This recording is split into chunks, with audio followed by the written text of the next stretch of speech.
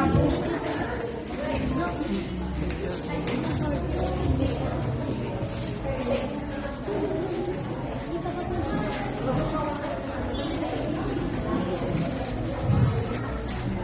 Road Not Taken by Robert Frost. Two roads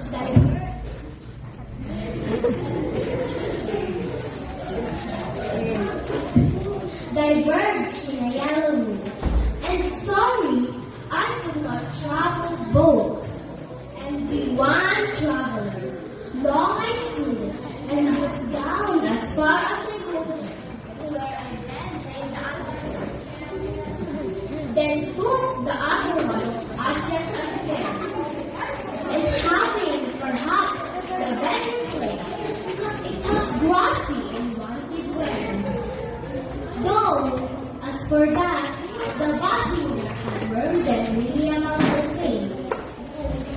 And both that morning equally late in these. No step had trodden last.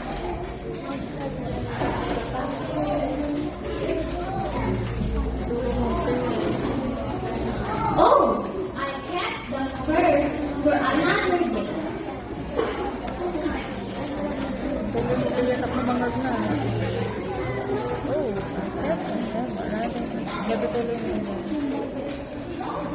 Yet, knowing how weighing is on the way,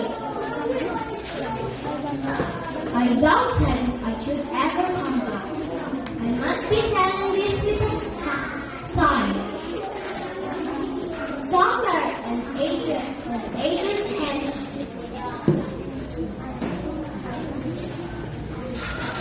two roads diverged in the moon, and I took the one less traveled by and